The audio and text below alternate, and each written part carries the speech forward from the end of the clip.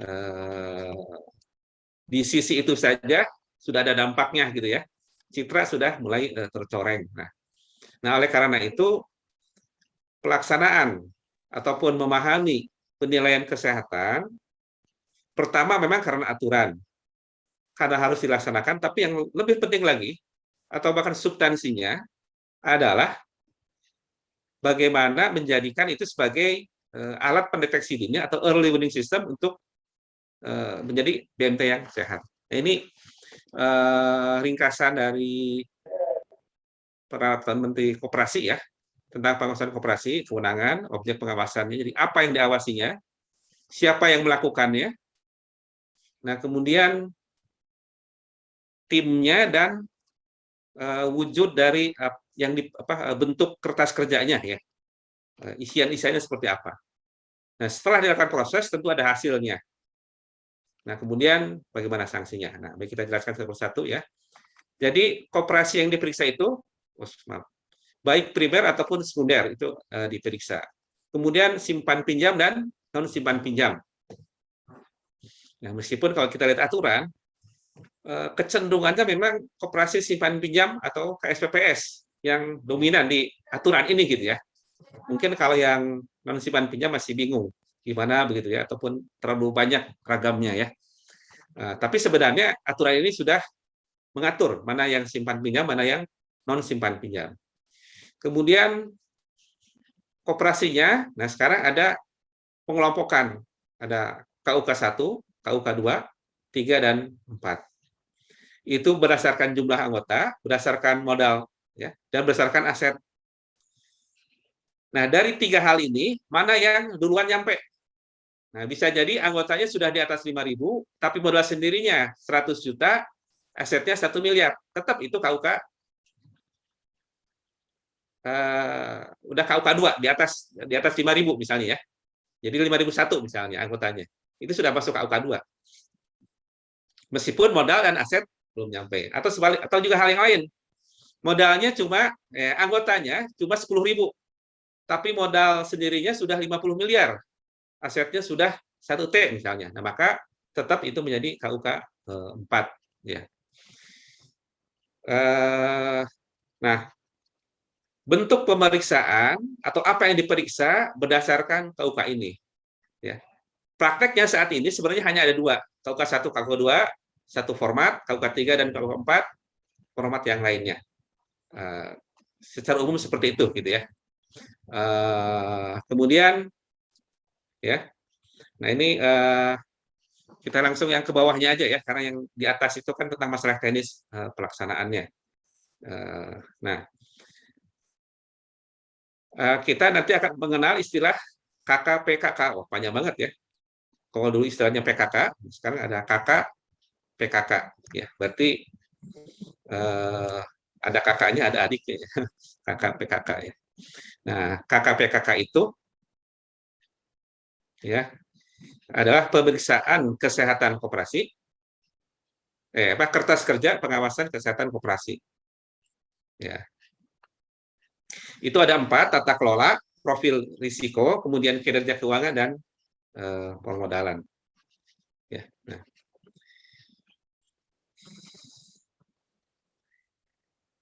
Setiap koperasi akan diperiksa, ya. Kemudian ada hasilnya. Hasil itu ada skor, sehat, cukup sehat, dalam pengawasan atau dalam pengawasan khusus. Ya. Nah. Kemudian itu nanti ada sanksinya. Kalau ternyata memiliki kriteria tertentu, gitu ya. Kalau sehat ya ada masalah, tapi kalau ini nanti jelaskan apa bentuknya ya. Kemudian ya, yang sehat dan cukup sehat itu mendapatkan sertifikat kesehatan. Ya. Nah, yang di luar itu sama mendapatkan sesuatu dari dinas, tetapi bentuknya adalah teguran dan yang berikutnya gitu ya. Nah, nanti dijelaskan ya bahwa sanksi teringan adalah berupa serut teguran. Teguran, kemudian ada rencana tindak lanjut, diperiksa lagi, ya. Nah, setelah 3 bulan diperiksa lagi. ada perbaikan nggak? Rencana kerjanya selesai tidak gitu ya.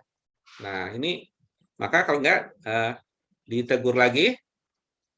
Nah, kalau setelah 2 kali, maka kepada tahap berikutnya, ya penurunan tingkat kesehatan. Nah, kalau masih kurang kuat ya pembatasan kegiatan koperasi atau pembekuan izin. Nah, ini memang pola ini mirip ya perbankan juga gitu ya, bahwa ada teguran dan sebagainya. Nah, bahkan itu sampai kepada pergantian pengurus ya. Nah, ya ini apa ya plus minus. Mungkin saya juga ada sedikit komentar ya. Bagi beberapa gerakan koperasi ini dirasa ini sudah intervensinya terlalu jauh ya, karena memberikan kewenangan kepada katakanlah dinas pergantian pengurus sebagai dampak dari pemeriksaan kesehatan. Tujuannya baik, yaitu untuk menyelamatkan koperasi.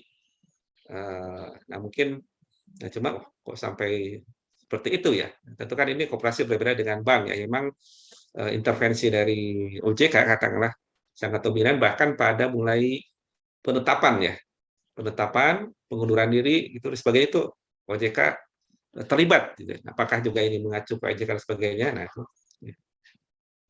Ya. Oh iya, yang terlupa ya bahwa insya Allah beberapa BMT Ikosindo akan juga diundang di acara 24 November ini ya, pekan depan ya. Nah, dari yang mengajukan juga mohon maaf mungkin ada yang ya jadi dipanggil, ada yang enggak gitu dengan beberapa pertimbangan, misalnya adalah keterbatasan tempat, karena ada juga yang menyusul tidak hanya Ikosindo dan PBNT tapi juga ada unsur yang lain, misalnya seperti dari BTM ya, kemudian dari Infopsah dan juga yang lainnya, termasuk model BMT berbasis perguruan tinggi, BMT berbasis mesin sebagainya, itu juga akan menjadi ada semacam perwakilannya. Nah, pada tanggal 24 itu rencananya konsultan penyusun ya. Nah, jadi Kemenkop itu kan ada tim konsultannya ya, mungkin entah perorangan ya, atau seorang ataupun juga tim yang alam, tapi yang nyusun langsung akan hadir. Nah, sehingga dijelaskan latar belakangnya dan sebagainya. Itu yang akan tahu. Ya, ya kami ataupun saya pribadi memang ya pernah terlibat diskusi dengan Kemenkop sebagainya, tapi tetap ada keterbatasan tentang latar belakangnya. Dengan kata lain, mungkin saya bisa mengkritisi dan sebagainya, tetapi dasar pertimbangan penetapan dan sebagainya, mungkin ada hal-hal yang tidak saya ketahui. Jadi kalau misalnya, kok kenapa skornya demikian dan demikian, nah itu sebenarnya cocoknya pada tanggal 24 gitu ya nanti. Baik, kita lanjutkan ya. Nah, tadi ya, jadi sanksinya bertahap ya, mulai dari penurunan tingkat kesehatan, pembatasan kegiatan, sampai dibubarkan. Ya.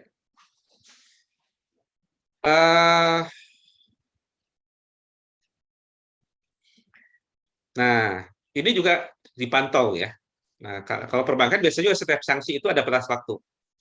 Jika misalnya asetnya tidak mencapai sekian, jika NPF-nya tidak sampai sekian, jika sekian, maka ke fase berikutnya dan seterusnya. Nah, ketika polanya seperti itu, ya maka penerapan sanksi itu adalah akan berlaku demikian gitu ya. Ya positifnya adalah memungkinkan terjadi penyehatan ya dengan apa istilahnya boleh dibilang penekanan ya di stressing di ini. Kalau tidak demikian ya demikian, artinya diturunkan kesehatan atau ada sanksi yang lebih berat. Kalau kinerjanya bagus. Nah, kelemahannya termasuk juga OJK ya itu hanya memberikan sanksi saja, punishment saja. Jadi dalam tanda petik ya menakut-nakuti, tetapi solusinya ya kadang-kadang tidak ada atau bahkan tidak ada gitu ya. Nah, mungkin di sini Ikosindo ketika nanti penguatan BMT atau penyehatan harus berbedanya di sana gitu ya. Jadi ketika kita menilai kesehatan, kita juga memberikan rekomendasi. Nah, rekomendasi itu harus diberikan oleh dinas, nanti ada itunya. Nah, tetapi bagaimana mewujudkan rekomendasi itu? Nah, ya tentu Ikosindo juga harus bisa memberikan peran gitu ya, karena jangan sampai tadi sudah bermasalah diberi sanksi, tapi juga nggak ada support untuk penyelesaian. Istilahnya ya udah sakit, malah dibatasi lagi geraknya gitu ya. Nah, itu kan juga menyulitkan untuk bergerak lebih, mencari solusinya gitu ya, mencari solusinya. Baik, lanjutkan lagi. Oke, maaf. Nah, aspek pemeriksaan itu ada 4. Itu pertama adalah tata kelola, profil risiko, kinerja keuangan, dan permodalan. Kalau dilihat dari sini, yang saya pahami ya, untuk PPRS saja ini udah sangat banyak gitu ya.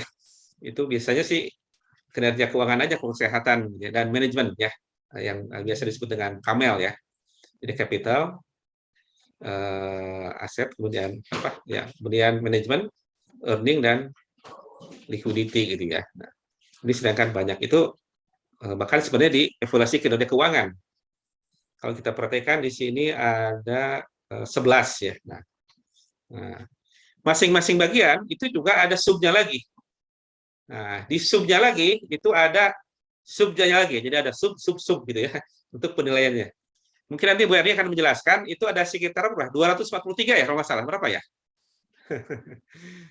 Item gitu ya. Dan ada beberapa hal yang boleh dibilang redundant ya. Di sini ditanya lagi, di sini ditanya lagi. Meskipun sisinya berbeda ataupun rumusnya yang berbeda. Tapi positifnya, kalau ini memang dijadikan aplikasi, banyak hal itu sebenarnya ringan ya, karena ketika misalnya bercerita tentang, atau maaf, ketika kita memiliki data yang benar tentang kolektibilitas NPF, ini kan akan banyak dipakai, baik di kinerja keuangan, di risiko, di manajemen keuangan dan sebagainya lah ya, akan terpakai. Itu cukup satu itu beres, yang lain akan masuk gitu ya. Nah, ini ada 4 hal ya, jadi tata kelola, profil risiko, kinerja keuangan, dan permodalan. Nah, bercerita ataupun membahas hal ini terkait dengan bagaimana BMT berkelanjutan, tadi terlepas bahwa tingkat kerumitan dan banyak itemnya. Nah, sebenarnya ini bisa jadi patokan kita bahwa ketika BMT ini ingin bagus, ingin sehat, dan berkelanjutan, jadi pertama adalah pengelolaannya yang harus baik. Ya. Baik prinsip koperasinya dijalankan, ya. Prinsip syariahnya juga dijalankan, kelembagaan, aturan-aturan, struktur, dan sebagainya. Dan berikutnya adalah proses-proses manajemennya, berencana risiko. Ini saya secara umum ya, bukan masalah item penilaian. Jadi bagaimana BMT baik? Ya harus dikelola dengan baik, tata kelolanya baik. Yang berikutnya adalah memiliki atau mampu memindikasi risiko atau meminimalkan risiko. Nah, kalau dalam penilaian ini, diantaranya adalah fokus kepada misalnya penilaian tentang kualitas aktiva produktif ya. Bagaimana aset kita dihitung berapa yang produktif, berapa yang bermasalah. Nah, ketika makin banyak yang bermasalah, itu kan berarti risiko makin tinggi ya. Misalnya itu terkait dengan aset. Di sini juga ada risiko masalah reputasi dan sebagainya. Nah, jadi kalau A itu dikelola dengan baik, kalau B ya diperkecil dan ada mitigasinya. Yang berikutnya, yang C-nya ya berarti harus berkinerja yang baik. Ya. Profitnya, NPF-nya, termasuk rasio-rasionya. Misalnya efisiensinya ya. Bahkan di sini sampai diukur rasio tenaga kerja. Ya. Ada juga yang WA atau apa, gimana nih sampai kalau nggak salah 5 ya, 5 dari aset ya, nggak salah. Sangat kecil sekali. Detailnya saya tidak hafal, nanti bisa lihat ada rinciannya ya. Kemudian kecukupan permodalan dan kecukupan pengelolaan permodalan. Nah, ini pun juga kalau yang mengkritisinya adalah bahwa sebenarnya koperasi berbeda dengan bank. Kalau bank itu kan dia lembaga yang mengelola dana publik ya. Nah, maka tidak boleh dia sekian persennya atau mayoritasnya publik, sedangkan tidak diimbangi dengan modal sendiri, aset yang milik sendiri. Nah, maka modal itu menjadi penting. Tapi kan sebenarnya kalau koperasi itu karena dia adalah dari dan oleh anggota, tidak ada istilah sebenarnya ini adalah mengelola dana publik katakanlah, sehingga ada yang mengkritisi permodalan seharusnya tidak perlu. Tapi nggak apa-apa lah, kita ambil hikmahnya aja. Modal bagi koperasi itu adalah peran serta anggota terhadap atau kontribusi anggota terhadap aset koperasi. Namanya adalah PMT. Nah, simpanan pokok itu kan sama semuanya, tetapi simpanan wajib itu boleh berbeda. Ya. Nah, termasuk ada lagi sekarang dengan fatwa koperasi syariah, boleh ada tambahan yang lain. Dan dari fatwa syariah koperasi syariah dimungkinkan juga koperasi syariah itu modalnya berasal dari dana wakaf. Nah, pertama adalah bagi BMT yang sebagai nazir, nah, maka hak nazirnya adalah bisa dijadikan modal. Yang kedua, dari penghimpunan dan pengelolaan wakaf uang, ya, keuntungannya bagi hasilnya itu juga bisa untuk BMT ya sebagai penerima manfaatnya, ya, dan itu menambah permodalan. Ini juga menjadi kabar gembira ya bagi BMT dikaitkan dengan fatwa MUI yang baru terkait dengan koperasi syariah. Nah, di sini lebih rinci lagi, jadi tata kelola ada prinsip kelembagaan tadi ya. Nah, di sini dibedakan antara KUK, maaf saya tertutup ya, KUK 1 dan 2, dan yang 3, 4. Bedanya sedikit sebenarnya ya, nggak signifikan banget ya. Kalau tata kelola sama, profil risiko juga sama, subnya ya.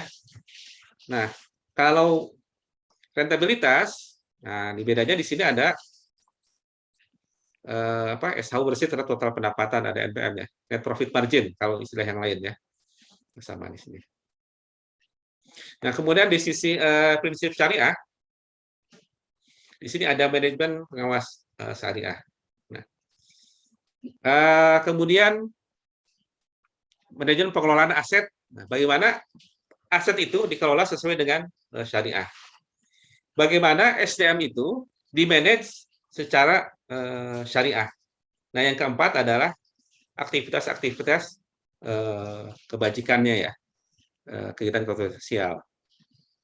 Nah, ini tentang risiko juga ada perbedaannya. Kalau KUK 3 dan 4 itu seluruh risiko, sedangkan kalau KUK 1 dan 2 hanya ada 4. Nah, ini gambaran umum, gambaran teknisnya sebenarnya pada Excel ya. Nanti akan dijelaskan lebih ringkas oleh Bu Erni dan juga sekaligus sharing pengalaman kemarin proses pemeriksaan. Assalamualaikum warahmatullahi wabarakatuh. La haula wala quwata illa billah. Asyhadu an la ilaha illallah wahdahu la syarikalah wa asyhadu anna Muhammadan abduhu wa rasuluhu la nabiyya ba'da. Alhamdulillah, wa fillah rahimahullah, pada siang hari ini bersyukur sekali ya ini Ustadz Iwan Setiawan mau berbagi ilmunya, dan kita sebagai para pejuang-pejuang di PMT tentu saja sangat membutuhkan. Alhamdulillah kalau yang KUK 1 dan 2 itu belum diadakan itu ya, pemeriksaan, alhamdulillah. Kita itu karena jumlah anggota yang sudah 18.000, jadi di KUK-kan 3. Gitu. Nah itu, dan kita kebetulan tahun kedua menjadi koperasi dengan operasional nasional antar provinsi. Jadi kita 2 tahun ini, karena ini sifatnya berbagi pengalaman, saya banyak sharing aja. Jadi memang pada tahun pertama kita pemeriksaan koperasi kita memang kalau untuk nasional itu kita harus proaktif, kita yang minta. Dan itu sudah diarahkan oleh kementerian kita surat permohonan untuk pemeriksaan.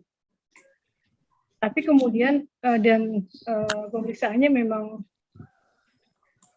sangat beda ya dengan ketika kita masih kabupaten, kota ataupun tingkat provinsi, beda sekali. Kalau di kabupaten kota malah karena teman-teman di dinas itu kan udah pada kenal ya, mereka istilahnya udah percaya gitu. Jadi kalau pemeriksaan udahlah percaya sama PMT BUM, percaya sama Bu Erni gitu. Jadi udah berkas-berkas cuma di ini aja, buat ditumpuk gitu. Kemudian paling mereka menanyakan hal-hal yang krusial aja. Kemudian tingkat provinsi juga sama. Ada sekali kita dari ini pengawas itu datang dan agak galak gitu. Tapi rata-rata mereka juga beraturan ke sini, berkas-berkas sudah kita siapkan semua ya. Ya 2 kardus lah, 2 kardus ini ya, air mineral gitu, berkas-berkasnya kita siapkan, kemudian apa yang kita tanyakan kita jelaskan. Tahun pertama jadi Koperasi Nasional juga seperti itu, kita kirimkan data-data hard copy ke sana. Setelah surat permohonannya dibalas, kemudian ada yang diutus ke sini untuk memeriksa beberapa berkas, kemudian alhamdulillah sudah naik. Istilahnya surat, nanti kita menunggu hasilnya berupa sertifikat penilaian kesehatan. Nah ini ketiga memang karena ada perubahan peraturan Kementerian Koperasi yang belum disosialisasikan, tapi kemudian sudah diterapkan. Nah, ini saya mulai ceritanya di pemeriksaan tahun ini, di tepatnya awal November ya, Bu ini.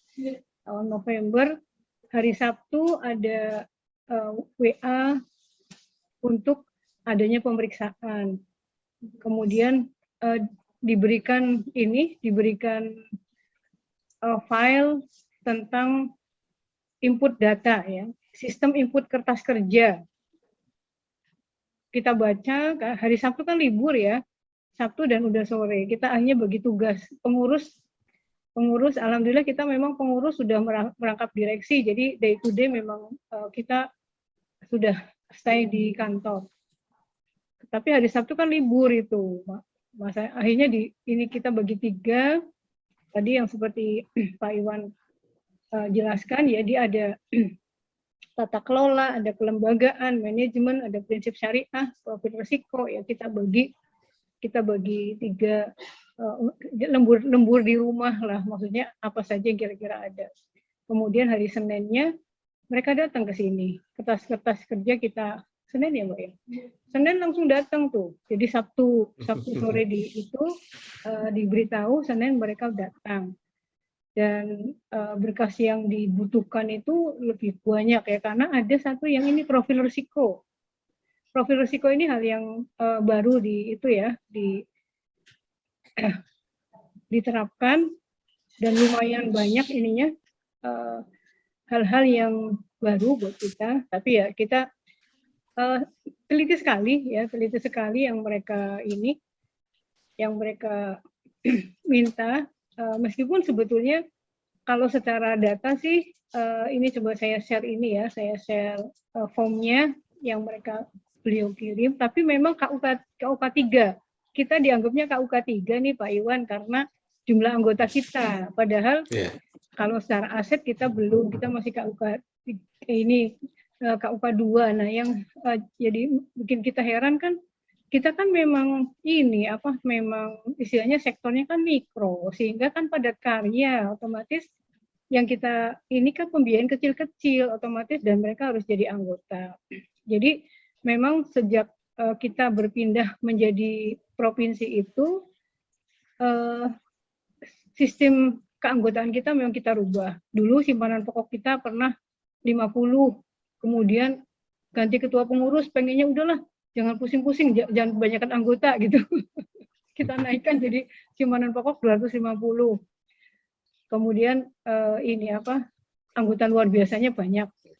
Setelah kita karena kita punya cabang di lain kota, kita pusatnya di Kota Tegal, kita punya cabang di Kabupaten Tegal.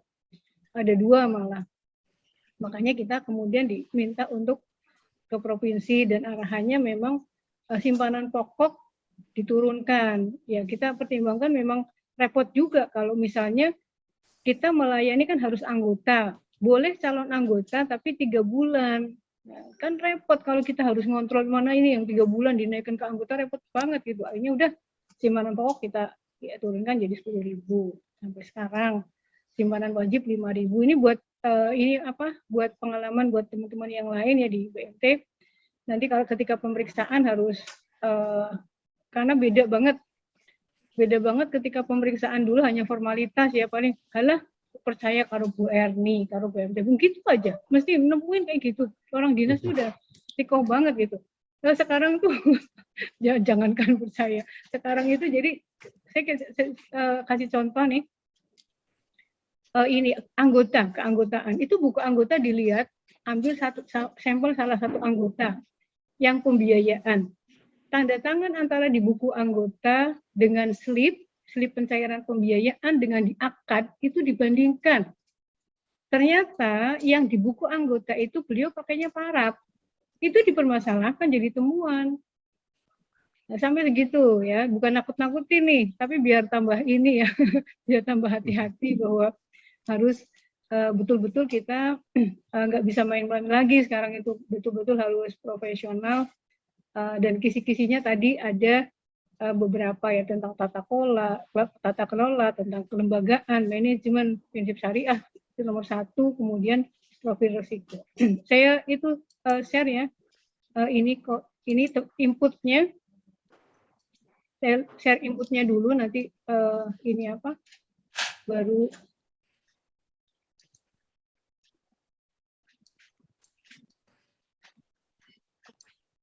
Jadi bentuknya seperti ini. Ini masih KUK 1 dan 2. Jadi kemungkinan teman-teman juga nanti seperti ini. Ininya kertas kerjanya nanti seperti ini. Jadi ada variabel dan indikator pengukuran. Ada indikator pengukuran, kondisi ini terpenuhi dan tidak terpenuhi itu kita ngisi sendiri. Kemudian nilai itu ini nanti akan muncul ya. Jadi kita hanya terpenuhi atau tidak. Jadi di sini kemudian di sini ada ketentuan dokumen apa yang sebagai ini pelengkapnya ya. Buktinya tuh apa ini? Misalnya dalam tata kelola ada prinsip koperasi, keanggotaan bersifat sukarela dan terbuka. Nah, di sini kepatuhan koperasi untuk menerima pengunduran anggota secara sukarela. Tidak ada paksaan yang tercantum dalam anggaran dasar dan anggaran rumah tangga. Nah, ini kita lihat nih, di anggaran dasar kita atau anggaran rumah tangga ada nggak? Kalau ada berarti diisi terpenuhi. Itu.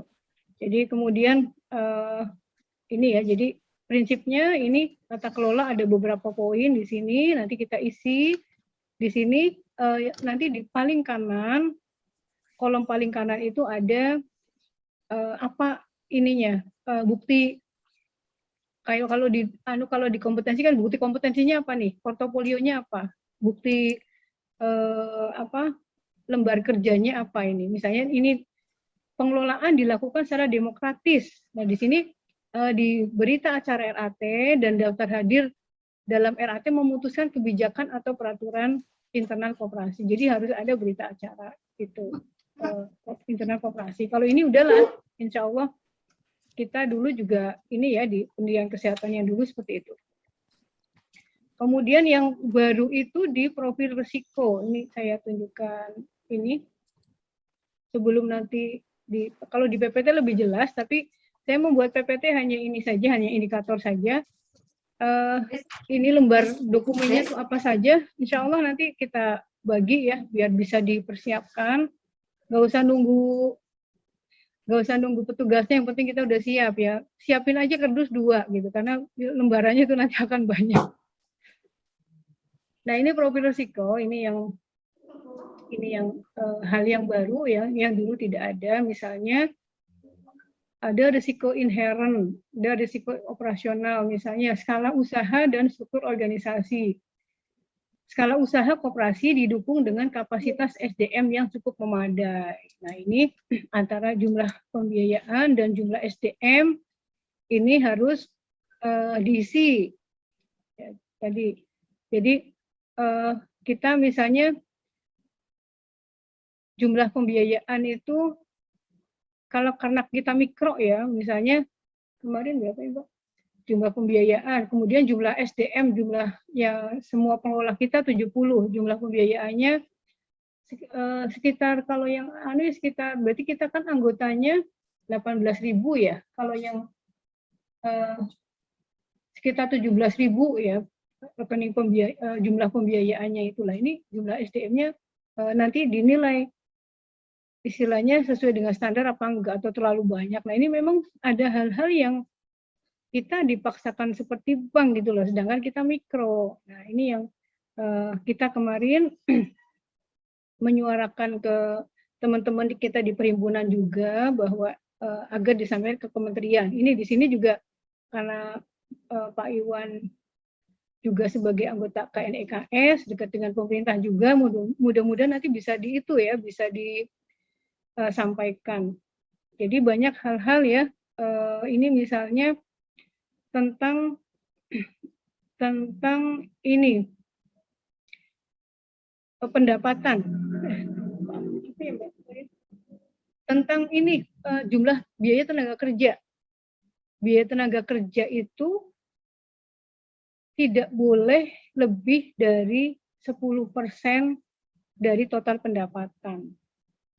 Ya bayangin aja, kita kan rata-rata sekitar 35% ya, tergantung pada pendapatan kita masing-masing, tapi kisarannya 30-35. Itu nggak boleh lebih dari 10% dan itu jadi temuan.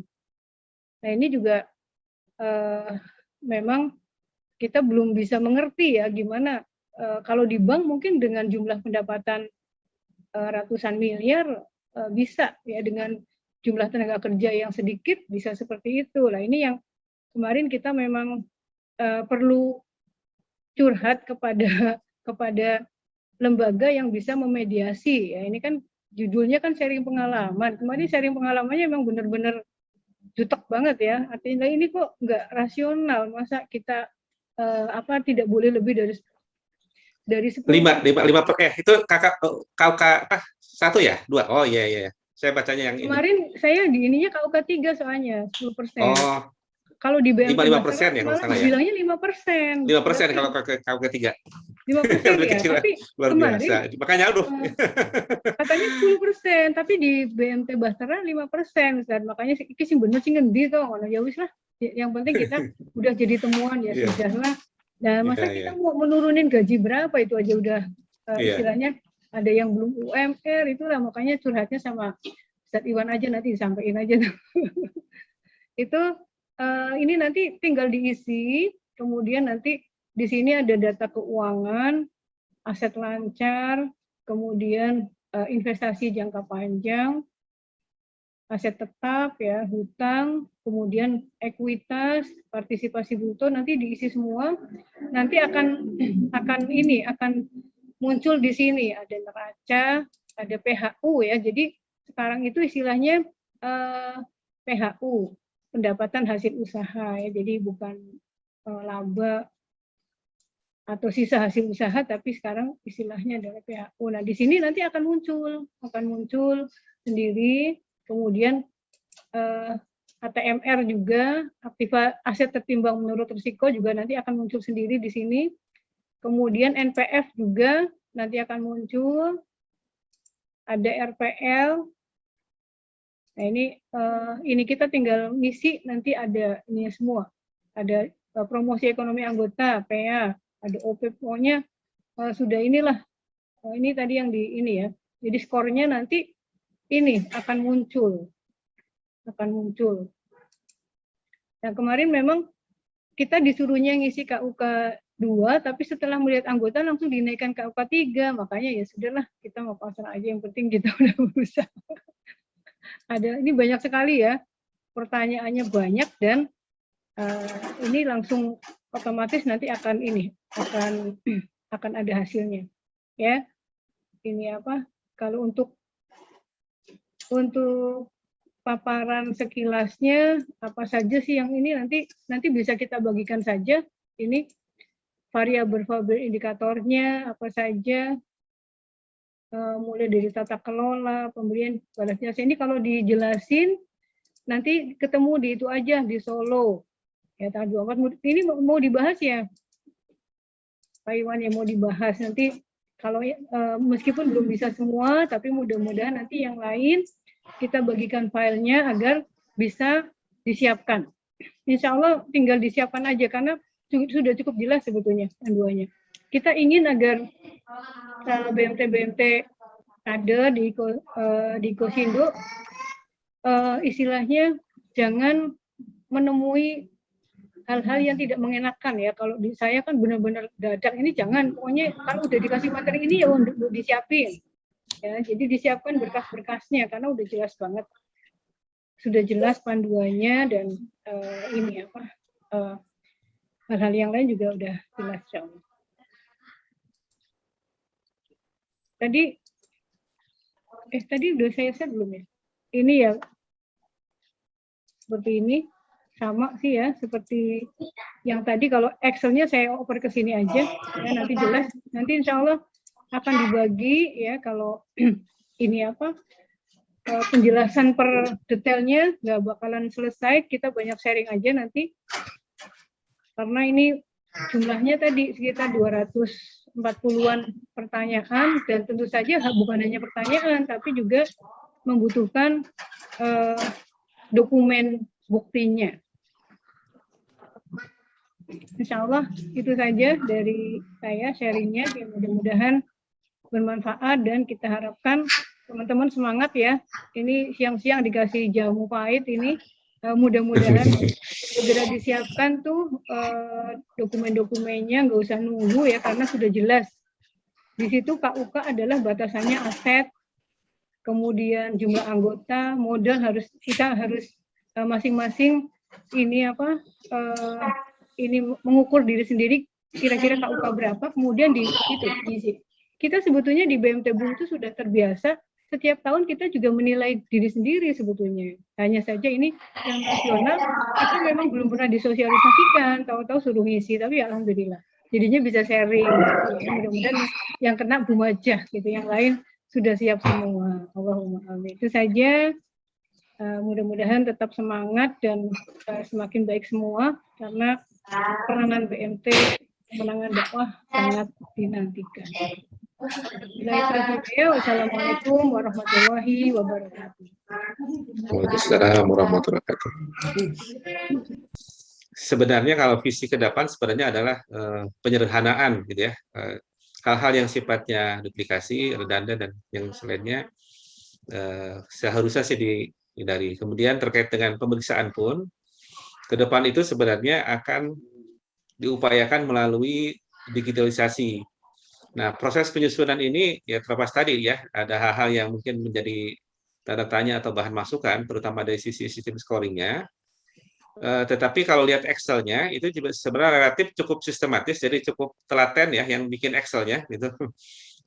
Nyambung ke bagaimana dari kalimat kemudian diturunkan menjadi rumus-rumus, kemudian menjadi Excel, kemudian bisa menjadi diringkas kembali. Nah, itu kan butuh ketelatenan tersendiri, sehingga kalau ini dibikin aplikasi itu sebenarnya akan memudahkan. Jadi kalau masalah aspek yang diperiksa, bobot kemudian scoring kan bisa diatur, tetapi urutan logika penilaiannya ini juga cukup menarik ya sebenarnya dari sisi penilaian sekarang. Nah, semoga ini juga bisa terlaksana ke depan dan BMT kita juga bisa segera ya full automatic ataupun bahkan regulasi, sehingga hal-hal ini tidak menambah beban yang lebih berat lah katanya ya. Pasti membebani tapi harapannya tidak lebih berat gitu ya. Itu mungkin komentar saya. Saya coba cari-cari di sini memang kalau pemeringkatan koperasi ini di Pergub Jateng nomor 5 tahun 2020 ini memang tujuannya memang mengetahui tingkat kinerja koperasi dalam satu periode tertentu. Jadi istilahnya satu periode tertentu mungkin 1 tahun gitu ya, atau alam ini saya juga ini ya.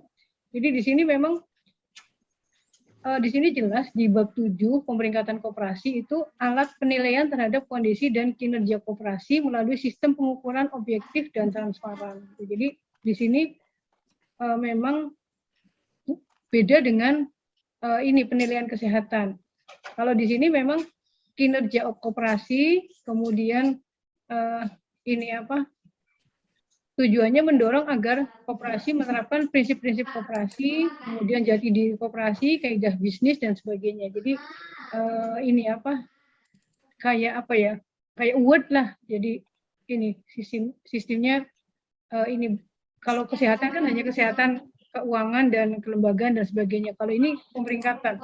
Jadi di sini kelembagaan, kemudian aspek usaha, keuangan, manfaat koperasi terhadap anggota dan manfaat koperasi terhadap masyarakat. Jadi faktor eksternal dilibatkan kayaknya. Faktor eksternal dilibatkan. Misalnya ini aspek manfaat terhadap anggota, terhadap masyarakat. Meskipun ada irisan-irisan juga, ini aspek keuangan juga dinilai, usaha, kelembagaan juga. Itu tambahan dengan segala keterbatasan. Soalnya saya tadi sudah mendengarkan ya dari awal sampai akhir. Jadi saya tuh agak yang kurang paham ya. Jadi kan Hueja ini baru saja November 2020 itu memang menjadi koperasi nasional. Nah, anggota kami kan baru 3.065 orang dan aset pun baru 15,8 miliar. Itu berarti masuk ke KUK 1 ya. Nah, yang menjadi pertanyaan saya, kira-kira apakah kementerian pun akan melakukan penilaian kesehatan kepada BMT Huaija atau mungkin menunggu karena baru atau bagaimana ya, kurang lebih seperti itu. Mohon jawabannya Bu Erni Novan. Assalamualaikum warahmatullahi wabarakatuh. Waalaikumsalam. Kayaknya Pak Iwan yang lebih silakan Pak Iwan, kan kalau saya kan nanti anunya aja. Iya Pak Iwan ya. Ya, seperti begini. Ya terus terang juga ini sebenarnya Dinas Koperasi atau Kementerian Koperasi begitu ya. Nah, hanya begini. Kalau dari sisi kewenangan nasional itu kan berarti udah kementerian, gitu kan. Kalau lintas kota artinya provinsi itu udah provinsi, kemudian itu kabupaten. Jadi artinya kebijakannya koperasinya udah level seperti itu. Nah, nasional itu gini, koperasi itu banyak, sedangkan sumber daya dari Kementerian Koperasi dan Dinas Koperasi juga itu terbatas. Nah, maka ada prioritas. Makanya mungkin yang besar, yang dikenal, atau bahkan mungkin yang terkenal itu bisa yang didahulukan. Jadi terus terang walau alam ya, tapi kayaknya sih tidak ada hal yang tertulis yang menunjukkan kapan urutan dan sebagainya. Nah, tetapi kalau berdasarkan yang terjadi, itu adalah memang berdasarkan tadi prioritasnya adalah tadi pada sisi volume, kemudian juga tingkat nasional dan sebagainya. Yang berikutnya memang proses ini kan proses juga ada proses penyempurnaan ya, sehingga ya belum semuanya dulu gitu kelihatannya sih begitu ya. Ya demikian kalau yang saya pahami gitu ya, memang tidak ada jadwalnya, tidak apa dan sebagainya, apalagi ini hal yang baru ya. Jadi inisiatif dari masing-masing kementerian baik di dinas provinsi dan juga di dinas kabupaten yang cukup dominan ya. Kapan dan di mana gitu ya. Iya. Saya tambahkan ya, kalau untuk dinas kota sepertinya sudah tidak lagi tidak lagi memperhatikan, maksudnya sepertinya udah seperti ini gitu. Huaija kan udah nasional, jadi udah bukan tanggung jawab kami dinas kota gitu. Jadi saya biarkan. Jadi waktu penilaian kesehatan di dinas kota pun Huaija tuh baru dapat nilai cukup sehat, belum sehat. Tadi karena paparan Bu Erninya seperti itu, saya ngerasa Masya Allah gitu. Dari dinas kota aja yang udah kenal Ya udah kayak Bu Eni juga lah tadi ya, udah kenal sama Bu Erni, udah paham gitu-gitu. Nah, Dinas Kota Depok pun seperti itu. Kalau ke Huaija mah udah insya Allah lah udah bagus sih. Itu ternyata penilaiannya hanya cukup sehat. Gimana nanti kalau penilaiannya dari kementerian ya, Masya Allah. Kalau paparan dari Bu Erni itu, wah jadi khawatirnya takutnya jadi BMT yang apa ya, dalam pengawasan. Jadi memang tetap harus ini Bu Eni ya, harus melengkapi semua itu ya. Iya, mengirim. Jadi kalau untuk nasional, memang kemarin arahan dari pejabat dari kementerian memang harus mengirimkan permohonan untuk pemeriksaan, Bu.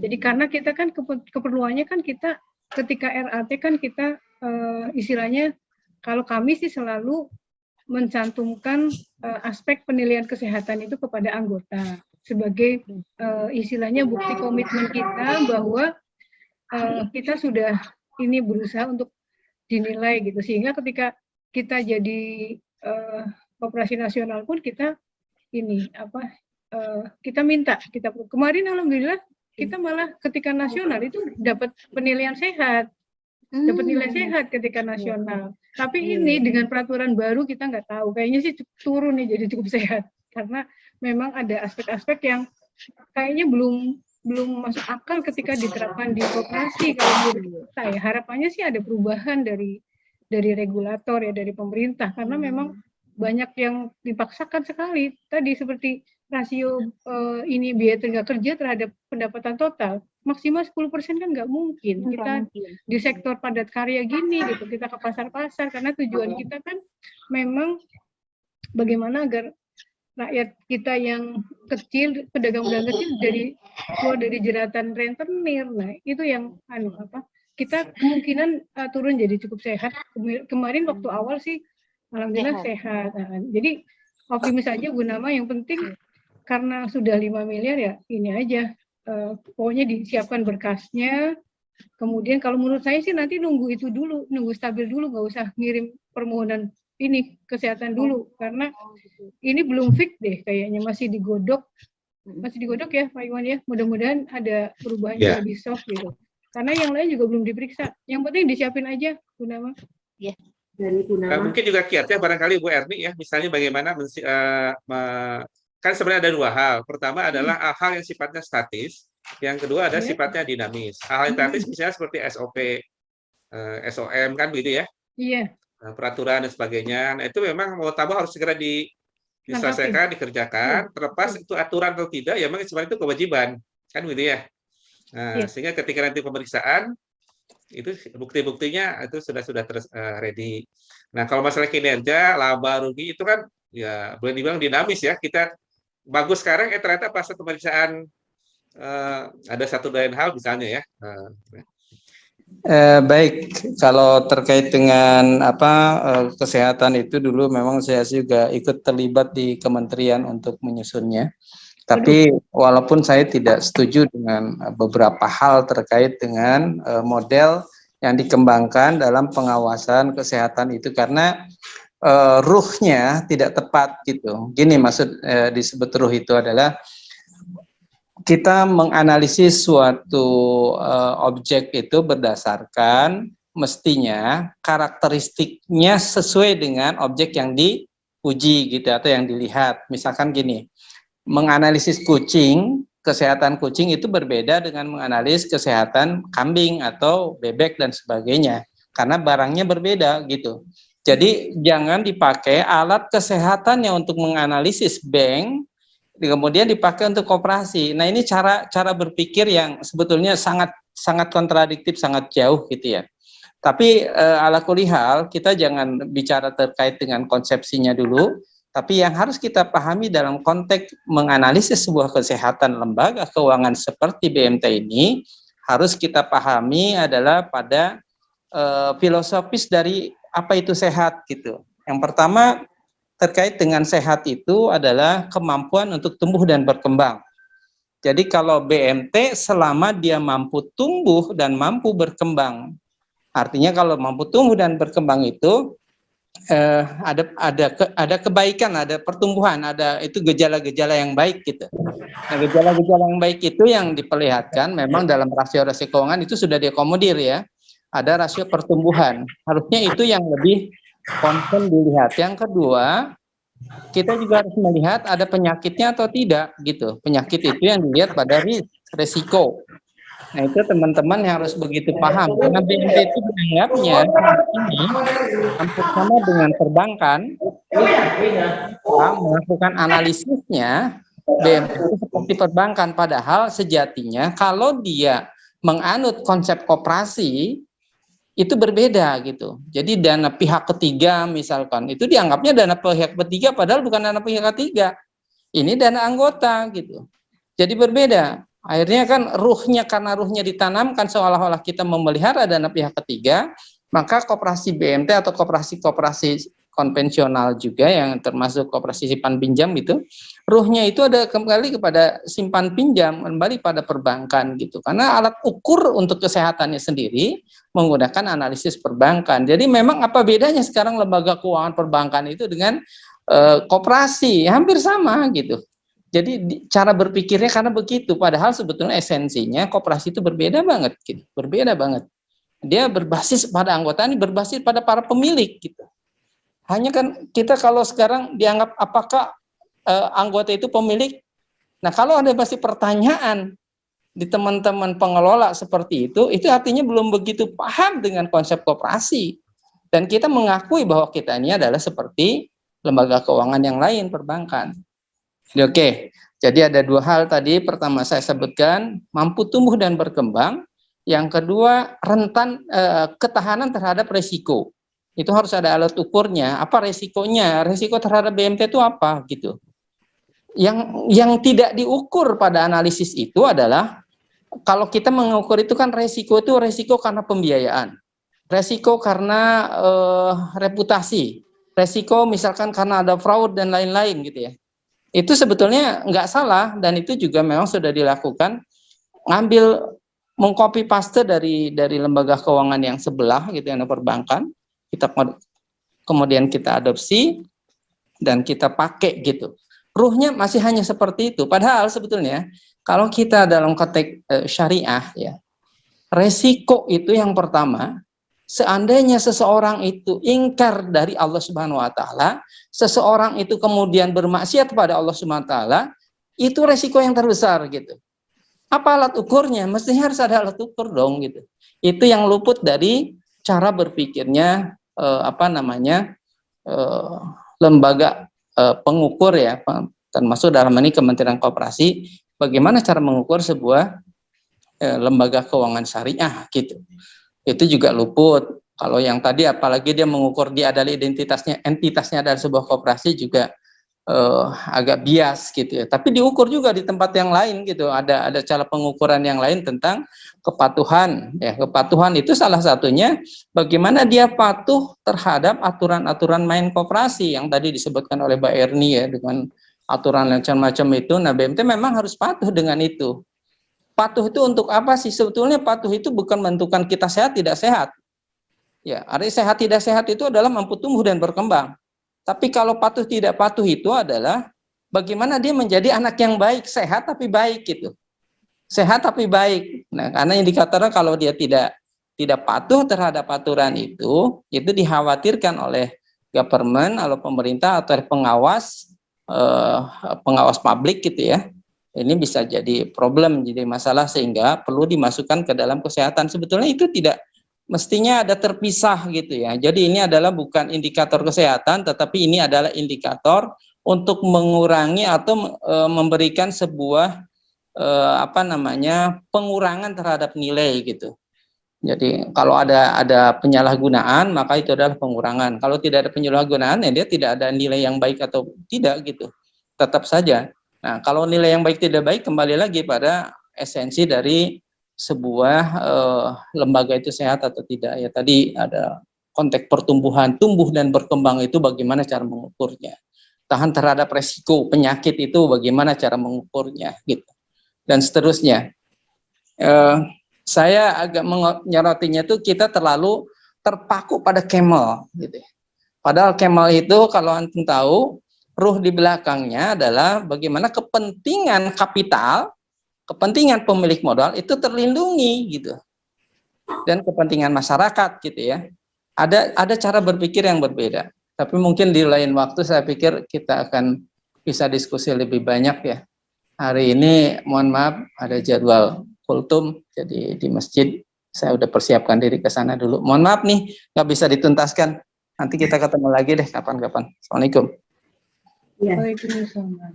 Satu lagi sebetulnya kalau mau digali, saya kebetulan waktu bikin tesis itu terkait dengan konsepsi ya, konsepsi lembaga keuangan syariah itu bagaimana cara mengukurnya. Sebetulnya suatu saat nanti bisa saya sampaikan itu tentang apa ide-ide dasar bagaimana sebuah penilaian yang menurut saya ini relatif lebih komprehensif walaupun itu perlu diuji oleh teman-teman semua. Walau alam shawab. Assalamualaikum.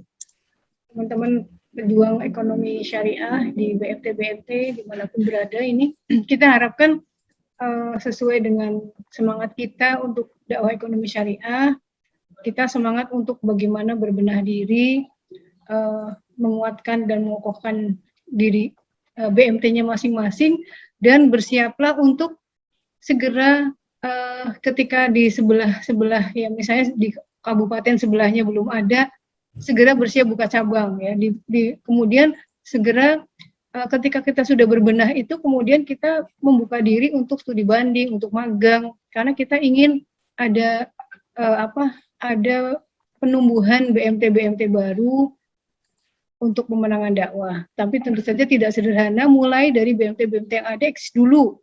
Nanti bisa buka cabang atau bisa menjadi pendamping dari penumbuhan BMT baru, nggak apa-apa ya. Yang penting kita semangat dakwah kita selain untuk mengokohkan diri sendiri, tentu saja bagaimana perluasan dakwah ekonomi syariah dengan tumbuhnya BMT baru yang sehat, ya baik berupa cabang-cabang BMT kita maupun istilahnya kita membimbing mereka sampai kemudian mereka buka BMT di kota dan kabupaten sekitar kita. Jadi pastikan satu karasiden kita itu ada gitu, apakah itu cabang kita maupun BMT baru. Ya biasanya sangat potensial tuh dari sekolah-sekolah SIT yang kita miliki ya, OJO yang kita miliki coba diupayakan agar semangat untuk berkooperasi syariah agar semakin banyak kader yang bisa maju usahanya, diselamatkan dari transaksi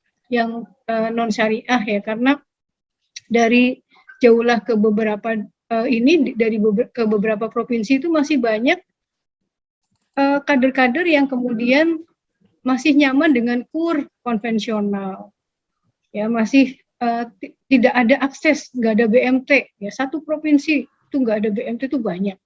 Makanya di sini ikhtiar kita semua agar yang sudah ada BMT dikokohkan, diperbaiki, SDI, modal, sistem, ya yang belum punya sistem segera ini merapat ya. Kita insya Allah di Kosindo, insya Allah kita berusaha untuk memenuhi semua kebutuhan untuk pengokohan BMT maupun untuk perluasan dakwah ekonomi syariah. Dua sisi yang insya Allah ada divisinya masing-masing. Yang mudah-mudahan ikhtiar kita adalah menambah amal soleh kita yaumil akhir. Itu saja, Wekan. Wassalamualaikum warahmatullahi wabarakatuh. Ya, baik. Bismillahirrahmanirrahim. Sebagaimana disampaikan di awal, penyampaian ini juga mirip sebenarnya dengan tadi disampaikan penyampaian tentang undang-undang koperasi yang baru yang kemudian akhirnya juga dibatalkan oleh MK. Tadi juga Ustaz Iwan Setiawan juga memaparkan tentang hal-hal yang ya katakanlah kontroversinya gitu ya. Ini bukan karena merepotkan ya, karena kalau kerepotan itu bisa diganti dengan menambah orang atau adanya aplikasi, tetapi tadi ada hal yang sifatnya prinsip.